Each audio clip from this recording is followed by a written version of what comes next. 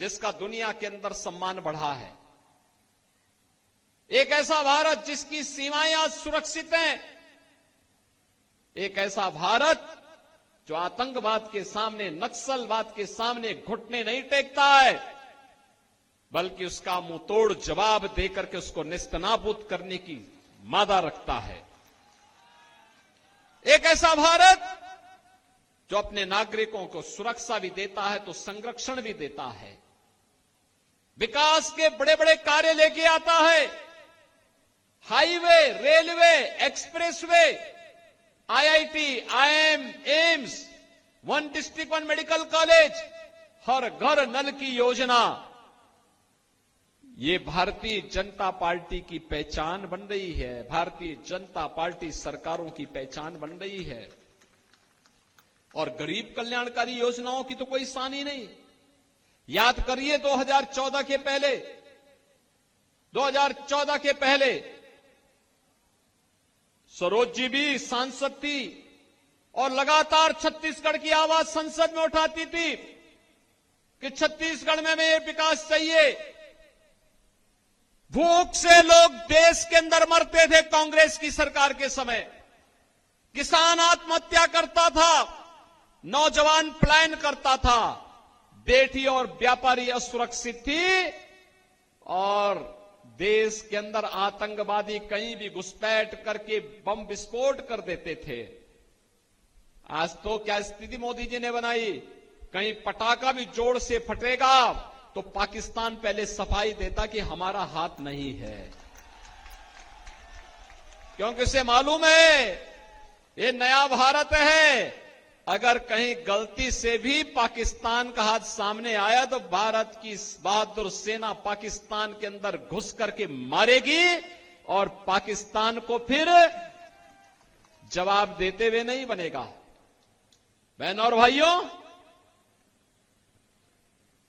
देश के अंदर एक समय था, कांग्रेस के समय जनता भूखों मरती थी और इधर मोदी जी के समय में और भाजपा की सरकार के समय तो छत्तीसगढ़ में फ्री में चावल, और मोदी जी पिछले 4 वर्ष से 80 करोड़ लोगों को फ्री में राशन की सुविधा का लाभ दे रहे हैं। पूरे देश के अंदर फ्री में राशन की सुविधा।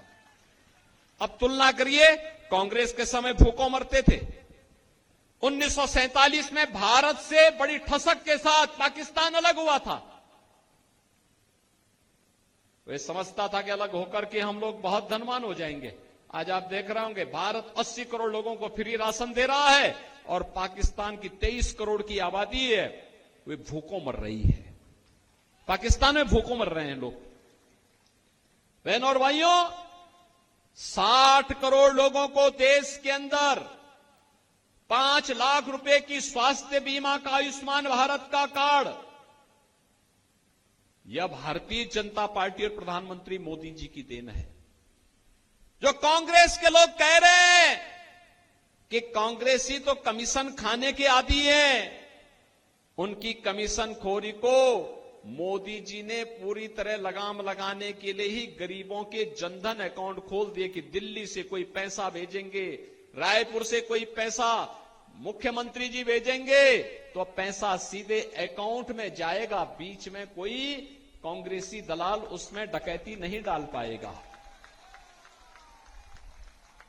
12 करोड़ गरीब किसानों को प्रधानमंत्री किसान सम्मान निधि का लाभ, 12 करोड़ गरीबों के घर में शौचालय, 10 करोड़ गरीब महिलाओं को आर्थिक स्वावलंबन के साथ जोड़ते हुए महिला स्वयंसेवी समूह के सशक्तिकरण का कार्य और 10 करोड़ गरीब परिवारों को रसोई गैस का फ्री का कनेक्शन उपलब्ध करवाने का कार्य हो। देश के अंदर 4 करोड़ गरीबों को एक एक पक्का मकान प्रधानमंत्री आवास योजना का मिला।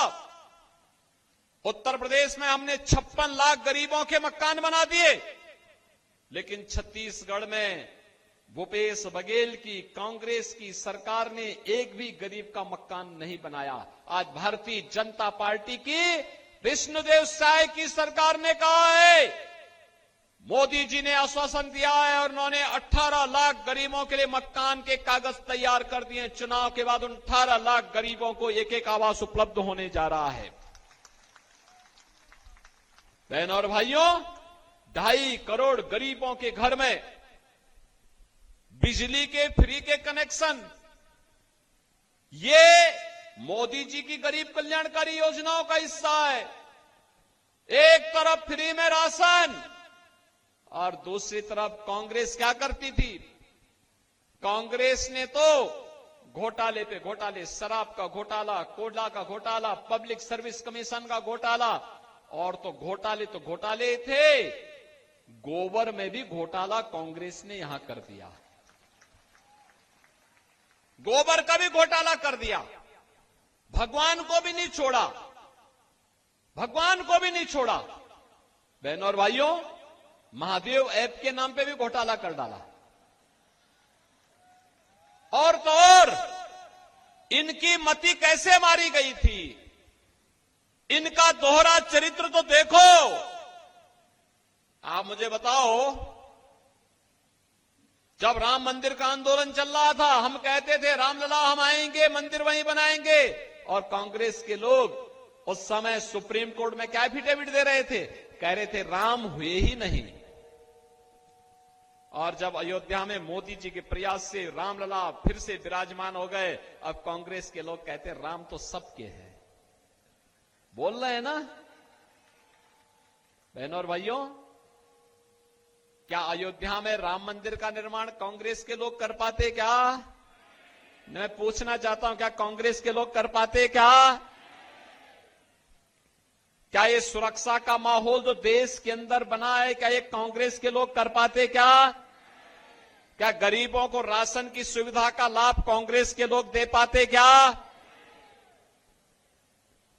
बहनों और भाइयों, न ये सुरक्षा दे सकते हैं, न सुशासन ला सकते हैं, न गरीब कल्याण का कार्य कर सकते हैं, न विकास की बड़ी परियोजनाओं को ला सकते हैं।